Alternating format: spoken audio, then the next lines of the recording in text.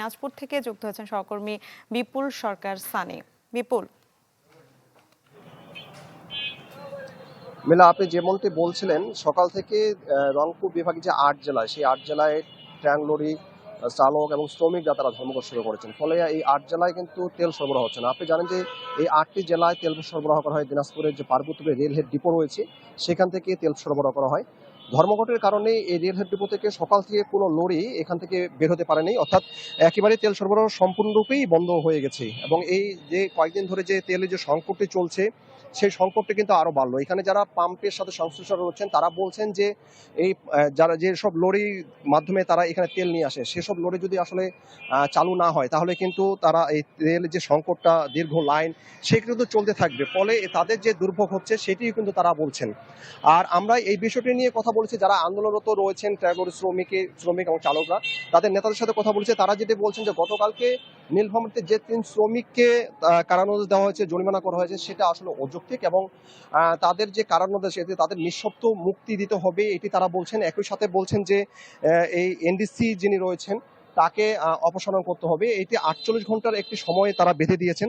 ৪৮ ঘন্টার মধ্যে তাদের যদি এই যে দাবি রয়েছে সেই দাবি যদি মেনে না নেওয়া হয় তাহলে আরো কঠোর আন্দোলন কর্মসূচি ঘোষণা করা হবে, এটিও তারা বলেছেন। এবং সকাল থেকে তারা এই যে ট্যাঙ্ক লরিগুলো রয়েছে সেই ট্যাঙ্ক লরিগুলো চলাচল বন্ধ করে তারা সেখানে বিক্ষোভ মিছিল করেছেন, প্রতিবাদ সমাবেশ করেছেন। এবং এখন পর্যন্ত কিন্তু তারা জানিয়েছেন যে এখন পর্যন্ত এই বিষয়টি নিয়ে প্রশাসনের পক্ষ থেকে কোনো ধরনের পদক্ষেপ গ্রহণ করা হয়নি, এটি তারা আমাদেরকে জানিয়েছেন। মিলা। জি ধন্যবাদ আপনাকে। এই বিষয়ে আমরা আরো জানবো। রংপুর থেকে যুক্ত হয়েছেন সহকর্মী ফখরুল শাহিন।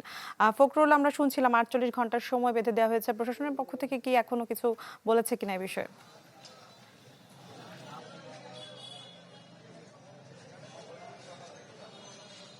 মিলা, আমি আছি রংপুরের শাপলা ফিলিং স্টেশনে এবং এখানে আমরা একটু আগে দেখেছি যে তেল দেয়া হয়েছে। মোটরসাইকেল চালকরা দীর্ঘ লাইনে দাঁড়িয়ে তারা তেল নিয়েছেন এবং যারা লাইনে দাঁড়িয়েছিলেন অনেকে কিন্তু তেল পাননি, তেল না পেয়ে চলে গিয়েছেন।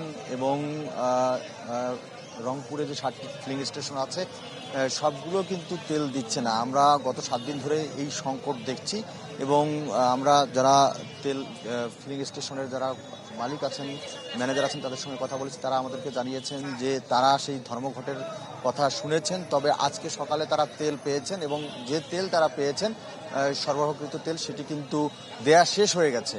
এখন আমরা দেখছি যে এই ফিলিং স্টেশনে কিন্তু এখন তেল দেওয়া বন্ধ রয়েছে এবং একই সাথে রংপুরে সালেক যেখানে ফিলিং স্টেশন আছে সেখানে রহমান ফিলিং স্টেশন এবং আরও আশেপাশে যে ৬-৭টি ফিলিং স্টেশন আছে আমরা খোঁজ নিয়েছি, সবগুলোতে কিন্তু তেল দেওয়া এখন বন্ধ রয়েছে। তারা বলছেন যে যে তেল নিয়ে আসা হয়েছে সেটি বন্ধ। এখন যদি ডিপো থেকে তেল আনতে যায় এবং তেল আনতে গিয়ে যদি তেল না পান তাহলে আগামীকাল থেকে আসলে কোনো তেল তারা ফিলিং স্টেশন থেকে দিতে পারবেন না। এই ক্ষেত্রে ধর্মঘট যদি চলমান থাকে তাহলে কোনো ফিলিং স্টেশনে তেল দেওয়া সম্ভব হবে না, এমনটি কিন্তু ফিলিং স্টেশনে যারা মালিক আছেন, ম্যানেজার আছেন তারা জানাচ্ছেন। এবং একই সঙ্গে যারা চালক আছেন, মোটরসাইকেল চালক এবং প্রাইভেট কারের চালক আছেন, তারা বলছেন যে ধর্মঘট যদি চলমান থাকে, তেল যদি তারা না পান তাহলে চরম ভোগান্তিতে তারা পড়বেন। ইতিমধ্যে 7 দিন ধরে তারা কিন্তু চরম ভোগান্তির মধ্য দিয়ে কিন্তু তারা চলাচল করেছেন। রেশনিং পদ্ধতিতে 200 টাকার তেল পেয়েছেন, কিন্তু সেটি দিয়ে আসলে তাদের কাঙ্ক্ষিত স্থানে যাওয়া আসা সম্ভব হয়নি। সেক্ষেত্রে যদি ধর্মঘট হয় তাহলে কিন্তু মরার উপর খাড়া ঘা, অর্থাৎ তাদের সংকট কিন্তু চরমে পৌঁছাবে। তো এইটি কিন্তু চালকরা বলছেন। তো এই ছিল এখানকার সর্বশেষ। মিলা। জি ফখরুল, ধন্যবাদ আপনাকে। দর্শক, রংপুর বিভাগের ৮ জেলায় অনির্দিষ্টকালের কর্মবিরতি করছে তেল ট্যাঙ্ক লরি শ্রমিক ইউনিয়ন, এ বিষয়ে জানাচ্ছিলেন আমাদের সহকর্মীরা।